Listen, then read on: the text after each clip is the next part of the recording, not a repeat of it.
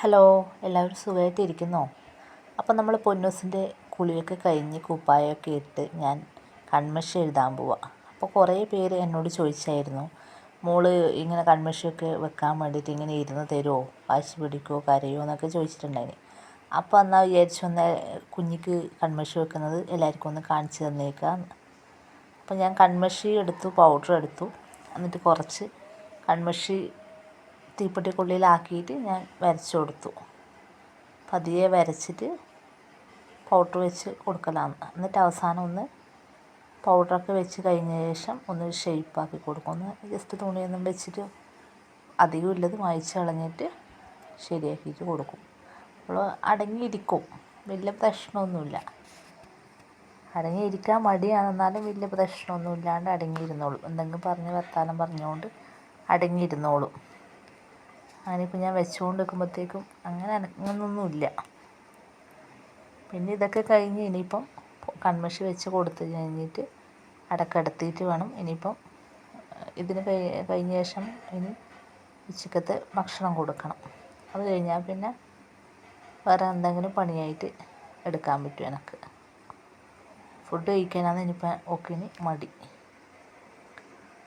വേറെ അങ്ങനെ വലിയ പ്രശ്നങ്ങളായിട്ടൊന്നുമില്ല. ഭക്ഷണം കഴിക്കാൻ കുറച്ച് മടിയുള്ള കൂട്ടത്തിലാണ്.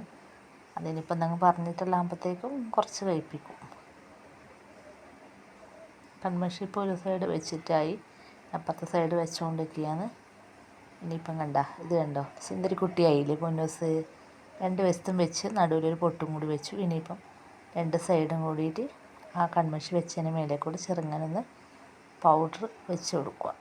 ഫുള്ളാക്കിയിട്ട് മുഖത്തൊക്കെ ആക്കി എല്ലായിടത്തും ആക്കിയിട്ട് അധികമുള്ള പൗഡറൊക്കെ മായ്ച്ച് കളഞ്ഞിട്ട് നല്ല വൃത്തിയിലാക്കുക. നല്ലോണം പൗഡർ ഉണ്ടാവാൻ പാടില്ല.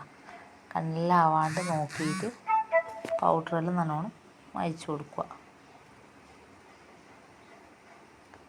അധികമുള്ളതെല്ലാം മായ്ച്ച് കൊടുത്ത് നല്ല ശരിയാക്കിയ ശേഷം ആയി, കൺമഷി വെച്ചിട്ടായി. ഇപ്പം ഇത്രയില്ല, വലിയ പണിയൊന്നുമില്ല, 5 മിനിറ്റിൻ്റെ കാര്യമുള്ളൂ. ഇനിയിപ്പം അധികമുള്ളതെല്ലാം ഒന്ന് ഷേപ്പ് വരുത്തി കൊടുക്കുക. തുണി ഞാൻ ഒരു തോർത്താണ് എടുത്തിട്ടുള്ളത്. തോർത്ത് വെച്ചിട്ട് ബാക്കിയുള്ളതെല്ലാം ഒന്ന് തുടച്ച് കൊടുക്കുന്നുണ്ട് രണ്ട് സൈഡിലും. അല്ല പിന്നെ നല്ലോണം വീതിയായിട്ട് ഇങ്ങനെ പരന്ന പോലെ കാണും. അങ്ങനെ ഓവർ വീതി വേണ്ടല്ലോ, അതുകൊണ്ട് ചെറിയ രീതിയിൽ രണ്ട് സൈഡിൽ നിന്ന് മായ്ച്ച് കൊടുത്ത് ചെറിയ വീതിയിൽ ആക്കി കൊടുക്കുന്നുണ്ട്. ഉണ്ടാണ്ട് അടങ്ങി ഇരിക്കുന്നുണ്ട്, അല്ലെങ്കിൽ ഇങ്ങനെ പഠിച്ചുകൊണ്ട് നിൽക്കലാണ്. ഞാനപ്പം പുറത്ത് നല്ല വെയിലുള്ളതുകൊണ്ട് ഇവിടെ വാതിലിൻ്റെ ആ സൈഡാണ് വന്നിരുന്നിട്ടില്ല. അതാണ് നല്ല വെളിച്ചം കാണുന്നുണ്ട്. ഒന്ന് ചാടി ഇരുന്നേക്ക് അയച്ചു. നല്ല വെയിലാണ് നിന്ന്, മഴയൊന്നുമില്ല. അതുകൊണ്ട് ആ വാതിൽക്ക് തന്നെ ഇരുന്നിട്ടുണ്ട്. തുടച്ച് കഴിഞ്ഞു. ഇനിയിപ്പം മുടിക്കെല്ലാം കുറച്ച് നനവ് പോലെയുണ്ട്. ഒന്ന് നല്ല ശരിയാക്കി കൊടുത്തിട്ട് ഒന്ന് രണ്ട് സൈഡിലേക്ക് മുടിയാക്കി കൊടുത്തു. ഇനിയിപ്പോൾ ഇതാ എല്ലാം കഴിഞ്ഞു. നോക്കിയേ, ഇനിയിപ്പം കൺമഷിയും പൗഡറും എല്ലാം കൂടി എടുത്തു വെക്കാൻ പോവുകയാണ്. കൺമഷി വെച്ചിട്ടായില്ലേ, ഇനിയിപ്പം ഇതിൻ്റെ ആവശ്യം കഴിഞ്ഞില്ല. അപ്പോൾ ഇത് അടുത്ത പ്രാവശ്യം വേണ്ടതെന്നല്ലേ. അപ്പോഴത്തേക്ക് നോക്കിയാൽ നിങ്ങൾ എല്ലാവരും, എൻ്റെ മോള് കൺമഷി വെച്ചിട്ട് സുന്ദരിക്കുട്ടിയായില്ലേ, സുന്ദരി മോളായില്ലേ അല്ലേ. അപ്പോൾ എല്ലാവരും പറഞ്ഞ പോലെ ഇങ്ങനെയാണ് കേട്ടോ ഞാൻ കൺമഷി വെക്കൽ. എൻ്റെ മോൾക്ക് ഇഷ്ടമായോ എല്ലാവർക്കും? കണ്ട പറയുമ്പോൾ ചിരിക്കുകയാണ് അവൾ.